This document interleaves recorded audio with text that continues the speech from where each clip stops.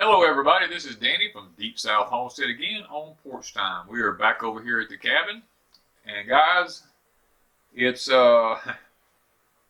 it's not hot today, but it's not cold today either. We're right at a point where it's about, I think the heat index right now is about 89 degrees, and we got a little breeze blowing and it's okay.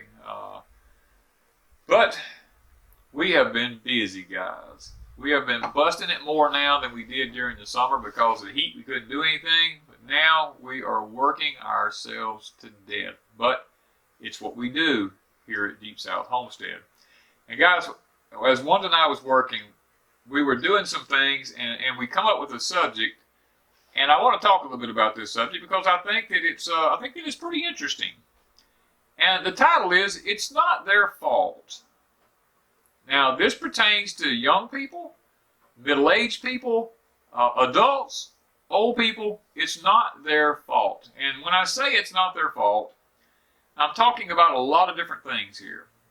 We were talking about how that chicken nuggets, people don't understand where chicken nuggets come from. They don't know how they're made, and they've never seen a chicken factory. They've never seen how that chicken is boiled with acid and pulled off the bones, and then a glue mixture put into them, and made that to make that meat bind together in the shape that it's in, and the fillers that's added in with it to make a chicken nugget. And it's not their fault. They just don't know. They've never seen it. They don't have a clue. I don't know what people think when they think about what a chicken nugget is. We have tons of people that we know that love chicken nuggets, and they think they're the greatest thing in the world, you know. And a lot of these companies are notorious for using MSGs in them and in many different forms to trick the brain into thinking that's the most wonderful thing that they have literally ever eaten in their life, you know. But guys, there again, it's not their fault, because it's not been told to them what's in a chicken nugget, you know. And as we worked, we thought about lots of things.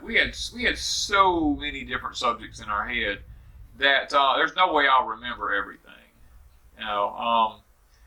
Sitting there thinking about,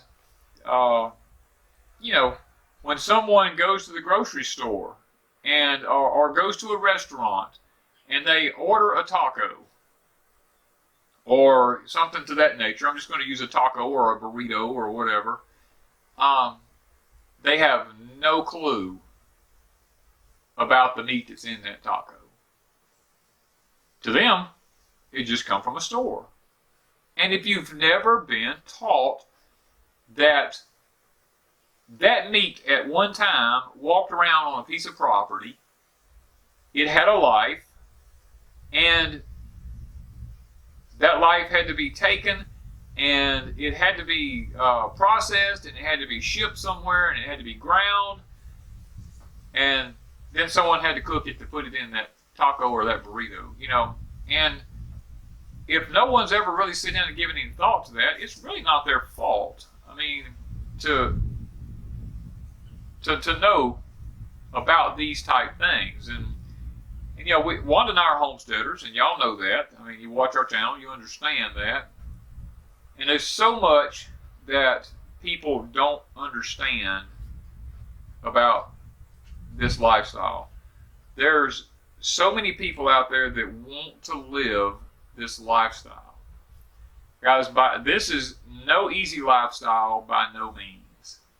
And for those who want to live it, I guess it's not their fault, because no one really, out of all the people that I know, no one, I can think of a few channels, I'm not going to mention them, that really sit down and talk to you about what it's like to live this life. It's kind of like being a dairy farmer. It's a very tied down life. You're not going to get to go anywhere. You're not going to get to do anything, because you have animals, and we have cattle now. These cows have to be rotated on a daily basis. They have to be moved from one pasture to another paddock, because we don't leave them in one place too long. We have pigs. The pigs have to make sure their fences all stay up, the electric fencing system stays working all the time, because all it takes with them It's for that electric fence to get knocked down, and you don't understand for a day that it's got a short in it somewhere, and they're out, you know. And then we have chickens, and we have turkeys, guys, and we have gardens everywhere. There's just, people just don't sit down and talk about, if you're really doing this lifestyle, and you don't live with your family, where your family knows what you do on a daily basis and help you on a daily basis, where if you need to go somewhere they can fill in, then it's virtually impossible. That's why I'm sitting over here at a cabin right now, is because Wanda and I built this cabin, and this question's been asked 100 times, and I've answered it probably just about that many times as to why we built this cabin. It's because we can't leave. We have a farm to run here. We have a homestead to run here, which means we have to be here every day to do daily chores and daily things. So therefore, we built a cabin over here so that if Wanda and I want to come over here and spend the night, there's no electricity over here. We're off grid. We can come over here. We're in the back of our property in the woods over here. We can watch the wildlife, and we can feel like we're separate from the rest of the world for a little while. Guys, this lifestyle carries with it many, many obstacles that most people don't talk about.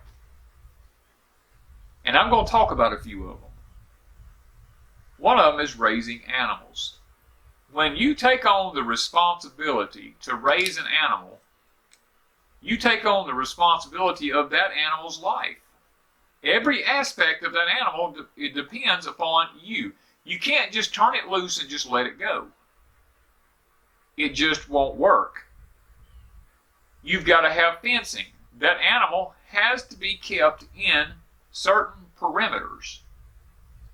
Whether it's a pig, or whether it's a cow, or whether it's a chicken, or whether it's a turkey. If it's a turkey or a chicken or some fowl like that, and you don't put it in some sort of facility or put it up at night, then predators will get them, I promise you. They will come from somewhere and they will get your chickens or your turkeys or something. They will clean them out. It's just a proven thing. It's going to happen.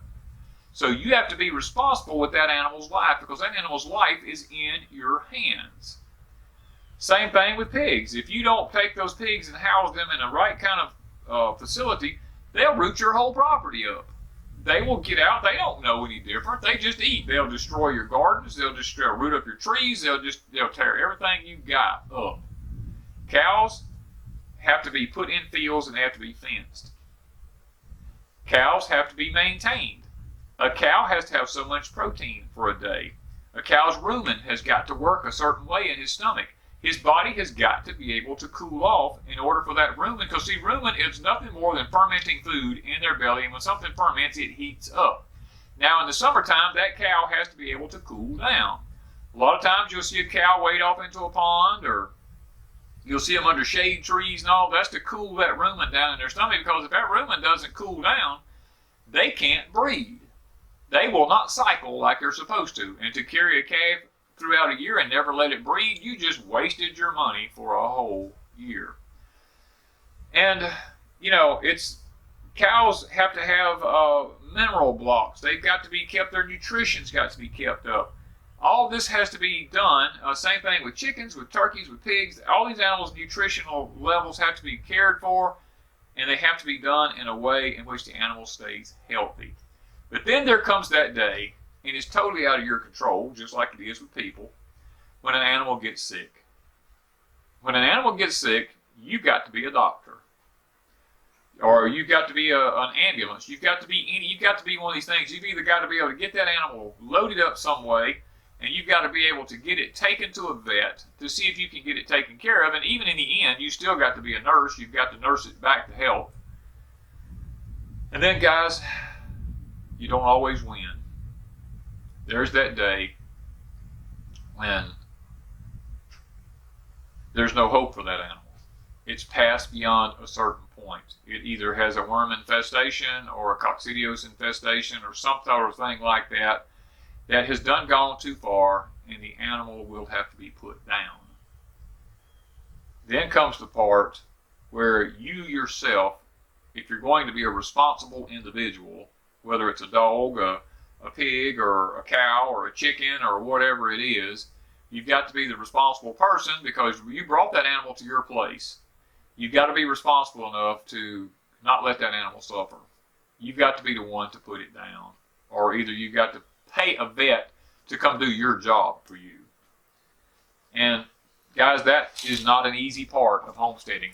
That's a part of homesteading that you don't hear anybody talk about. They don't want to talk about that. I see tons of homesteading, or they call themselves homesteading channels out there. Their animals are just dying left and right. Well, my animals got worm infestation. They died. Well, I didn't want to use a wormer now. I don't believe in that. But yet they let that animal die. Guys, to me, that's foolishness. Sometimes we have to go to doctors. Sometimes we have to have surgeries. Sometimes we have to have medications. Sometimes animals have to have the same thing. Sometimes you got to doctor that animal. And you got to give it something that may go against your grain. But if you want to save that animal's life, you've got to do it, or you got to be responsible enough to put it down. And believe me, I put down many an animal. And it never gets easier. It just gets harder, actually. So guys, the people who want to be homesteaders and they want to live this lifestyle, it's really, and they jump out there and they do it and they get hurt and they realize that, oh my God, I've made the worst mistake of my life. Guys, sometimes it's not their fault because people like us don't actually sit down and talk about it. Everybody tries to make it look like it's a fairy tale life, when really it's a very demanding life. People have this concept, and it aggravates me to see people throw these concepts out there that, oh, the homesteading lifestyle, it's like kind of like the Swiss Family Robinson or whichever one. There was one of them movies way back in the 60s and 70s. May have even been the 80s, I don't remember now. But they just left the city and they went to the wilderness and they lived in the woods and they made friends with all the animals and, oh, they didn't have to have any money, they didn't have to have anything, they just lived off the land and life was good. Guys, that's just hogwash. There is absolutely no truth to that. Living this lifestyle takes a lot of money. And if you've got a job, you better keep that job in order to fund the infrastructure. Because if you're going to be a true homesteading person, if you're going to be a true farmsteader or whatever it is, then you better keep your job because it's going to take money to put up fencing. It's going to take money to put up buildings. It's going to take money to go to a vet.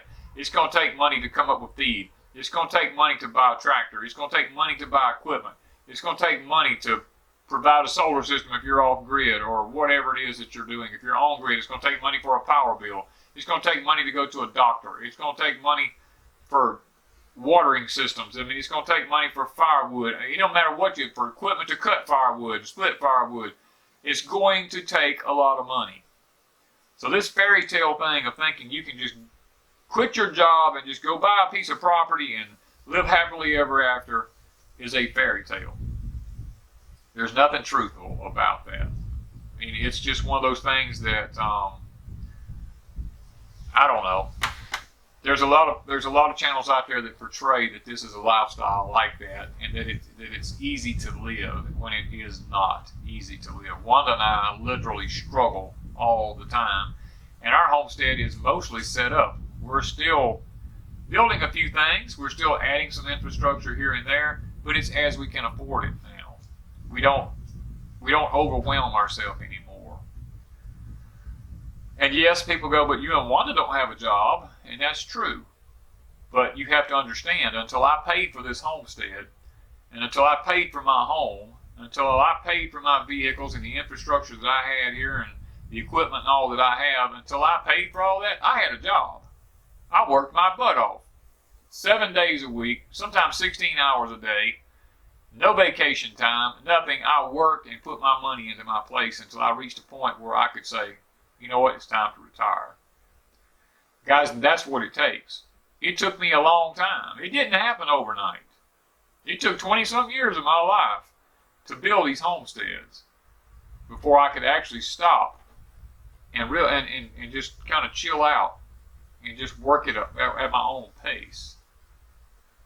And even then, Wanda and I still got to have money. We still have to sell things. We have an Etsy store. I mean, we have to do little odd jobs here and there for things. We still have to have an income. We have to pay taxes. I don't care if you don't pay taxes on your homestead. It's not going to be your homestead for very long. So you got to realize, guys, for those of you who want to do this and you jump out there and do it and you go, well, so and so, you know, it looks so easy for them. Well, shame on them, because it's not a lot of these people's fault for making these decisions, because people like me should stand up and say what the truth is. We should step out there and say, guys, it's not easy doing this. This is a very demanding life. If you, Wanda and I, if we don't grow our food, we don't eat. In a modern culture, have you heard anybody say that? They go, that's foolishness. There's a grocery store up there. You can go get any food you want. You're not going to do it if you ain't got no money. And Wanda and I don't have a lot of money, so we grow what we eat. I can grow my food 10 times cheaper than I can buy it. So, guys, that's what I'm talking about. It's not easy, but now you take this year. This year, we had a lot of failures, and that's what we spent this year doing on YouTube, on our video channel, is showing a lot of the failures that we had, because we don't want people jumping out here thinking, oh, this is a great lifestyle. It's so easy, because that's what a lot of channels show you, is all the good stuff. They don't ever show you the bad stuff. Wanda and I showed you the drought this year. We showed you how our land becomes just dust and our streams all dried up. We're still having to water our animals because there's no water. And how our crops were dying, how we didn't get very much from our crops, and how that they failed, and some of them just died completely. Our fruit trees, some of them have died. We've showed you all those things to teach you that this is not a fairy tale lifestyle. This is reality. This happens. And if you're totally depending on it, then you need to understand that these kind of things can happen, and you'll learn, and you will do without if you haven't made some other provision for it. We get asked all the time, why do you raise so much stuff? Why do you have 5 gardens? Well, you know what? Every 7 years, a garden needs to rest. And we have 5 gardens. Every year, we let one of them rest. We move to a piece of another ground, and we start a new garden somewhere. This year, we have our 6th garden started down the hill down here. We moved our sugar cane from where it was at. We put it in another garden. Guys, that's what it's about. It's about honoring the land. It's about giving back to Mother Nature. We're constantly adding composted stuff into our soils.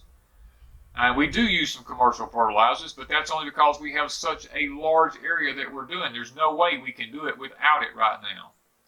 As time goes on, I'm learning new procedures. I'm learning new ways to do things sustainably and naturally without the use of lots of fertilizers.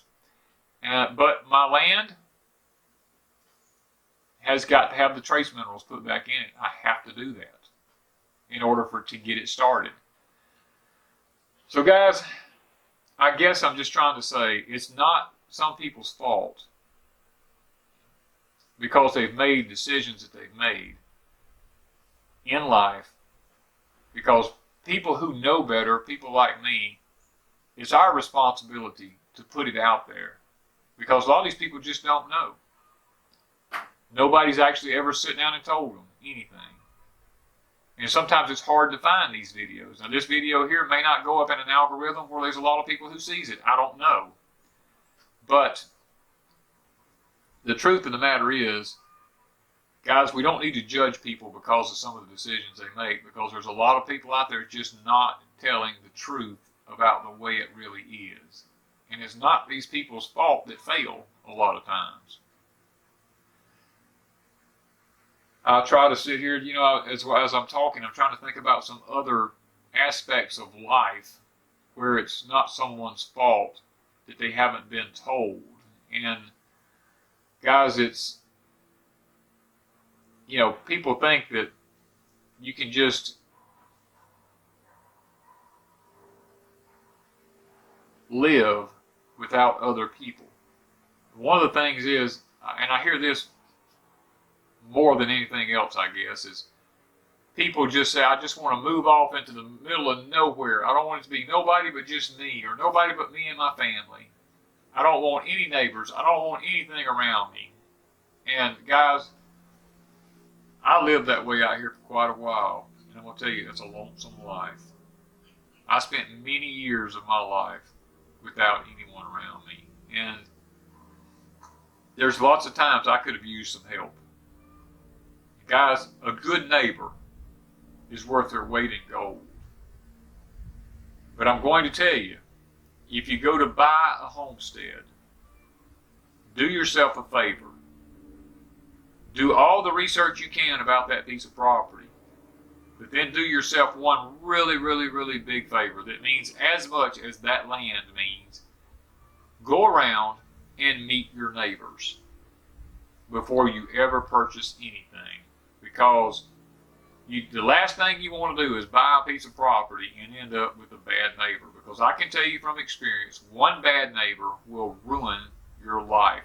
And it will literally take away all the joy that you have, not only for you, but and y'all are going to comment, because a lot of y'all left comments on my videos before saying that y'all have one neighbor in your neighborhood that ruins it for everybody. We're no exception. We have one neighbor here who ruins it for everybody. They take away all the peace and quiet for everybody. And y'all have said in your comments that you face the exact same thing. Whether it's barking dogs, whether it's four-wheelers, whether it's out of control people, loud music. I mean, there's all these things that y'all have mentioned to me in different videos. And guys, a lot of you have said you've just had to move away from it and leave it. And that's the one thing right there for everybody wanting to say, I just want to live by myself. I don't want nobody bothering me. And guys, I totally get that. I really do. If that's the lifestyle you're looking for, then do yourself a favor and try to buy at least 100 acres and put your place right in the middle of it. But leave yourself the option of having a neighbor down the road that you can go see if you need help or something like that, or someone that's good, that's a good neighbor. Luckily, where I live, I have all good neighbors except maybe one that I can think of that gives problems. But other than that, we have a very nice life here. It's a very enjoyable life. So guys, one of the things that nobody ever talks about on a YouTube video about purchasing a homestead is checking out neighbors. And like I said, someone buys a piece of property, a lot of times it's not their fault that they don't have happiness on their homestead because they didn't check a neighbor out. Because their peace and quiet's not their fault, it's their neighbor's fault because their neighbor won't be quiet. And there's so many things, guys, that I could sit here and keep going on and on and on about it not being their fault. And guys, there's so many things that's being slipped under the rug right now. And if you're not up on your game and you're not really checking into everything on a daily basis, look, there's some artist, there's some shyster out there that's trying to slide something in under the rug, you know. There's some pharmaceutical company, there's some seed company, you know. Yeah, and I'm being very selective about what I say there, that is trying to slip things in, whether it comes from the sky falling down, and you know what I'm talking about, or whether it's fed to you in the form of a natural food, a natural flavoring or something like that you don't really pay too much about, or whether it's in the color of a red number 10 or yellow number 1 or blue number 4 or whatever, how it's just slipped in slowly, or whether you go to the doctor and you're sick and you need a shot and they don't tell you what kind of adjuvant's used in that shot to carry that whatever it is throughout your body. You know, those people are out there that have an agenda to control the population. And guys, a lot of it's not our fault. You know, we talk about growing organic stuff. I'm going to be honest with you. I'm gonna just say this, and it may, y'all may think I'm totally off the wall. I don't really care, but I don't think there's any such thing anymore as organic. Because unless you grow that plant in a basement, inside a controlled environment that has filters in the air system coming in, and it has its own light source that's being given to it so that it gets everything that it needs to grow, and you're raising your own worms or whatever, and you're making your own worm casting tea and stuff like that, I don't think it's possible to be organic, because there's so many chemicals coming through the air now. There's so many chemicals coming through just, whatever, Japan, Fukushima, just stuff falling from the air, literally. I just don't think it's possible for something to be called 100% organic anymore. There's just too many agendas out there that people have to try to control other people. And guys, I'm not a tinfoil hat theorist. I'm not that kind of person. I do think that there's foods that's less contaminated than other foods. And I do believe that the USDA organic symbol does carry with it some certification. But at the same time, if it's grown in a field out there and the chemicals from the air falls on top of it, it's got some contamination to it. I don't care. Once it leaves that field, it can be grown perfectly in that field. And once it leaves that field, the people who handle it may be nasty. The facility that handles it may be nasty. You just don't know. And so for that very reason is why I say, in my personal opinion, you don't have to believe it if you don't want to. I just don't think it's possible for something to be called 100% organic. I do believe that there can be organic practices used, and that a farmer can raise his stuff to the best of his ability and he can call it organic. I do believe that, and I believe it has less chemicals and stuff that other farmers who do spray uses, and he can use non-GMO seeds, and I do believe that. But I do have my limitations on the word organic. So, but for the people out there who eat and they just take it for what it is, guys, I guess I might say it's not their fault that something's been sprayed from the sky and lands on it. That's not their fault. It's not the farmer's fault that his organic food gets contaminated. If he done everything right, it's not his fault that what someone else done ruined his food. I guess is how I'm trying to put that. When we go to the doctor and we have to have a shot, say you job a rusty wire through your hand or something like that, and you have to have a tetanus shot, and you go to get a tetanus shot, and like what happened to me, they unbeknown to me, when I got through getting my tetanus shot, the lady looked at me and said, well, I went ahead and gave you all your boosters too, and I like to have come unglued. That whole place could hear me in there. I almost wrung that woman's neck, And yes, I've carried with it a lot of side effects since it happened. It happened to me in 2008, and I'm still facing the consequences from it today because of the adjuvant that was used in that shot to carry those things throughout my body. And that wasn't my fault. I didn't know what was in that needle. I trusted the woman that she was giving me a tetanus shot. It's just, she said, well, it's just a standard procedure that we give people their boosters when they come here and they hadn't had one. It was, I'm telling you up front, next time you go, ask before anybody gives you a shot. Ask, because I didn't ask. I took them at their word. And it was, guys, it just, it's not our fault that people do things behind our backs like that. And guys, I guess I've probably yik-yak long enough here on Porch Time today, but I wanted to get a point across that when you see something happening, it's not always the person's fault that it's happening to. Because there's so many snakes in the grass, I'm going to use that word, that try to slip things in. Like kids. Kids love chicken nuggets, like I said in the beginning. Kids love chicken nuggets, but it's not their fault that they don't understand where a chicken nugget comes from. it's mom and dad's fault for not explaining to them all the process that goes into making a chicken nugget and for taking them there in the first place and letting them eat it. So, guys, with that being said, please pay attention to the things around you because there is agendas out there. There is an agenda to manipulate the population, I guess I should say. And be wise, be aware of your surroundings. Guys, I love you and I appreciate you. And thank you for coming over and watching Porch Time. Be sure to hit that subscribe button and notification button so that every Tuesday when I put these videos up, it'll ding ding and let you know that, hey, Porch Time just went up, or Deepsouth Homestead just put up another video about something, about this type of lifestyle that we lead, and hopefully it will be educational to you so that you don't have to struggle with your gardens and your crops and your animals and your life living the homesteading lifestyle. Thank you guys from Deepsouth Homestead.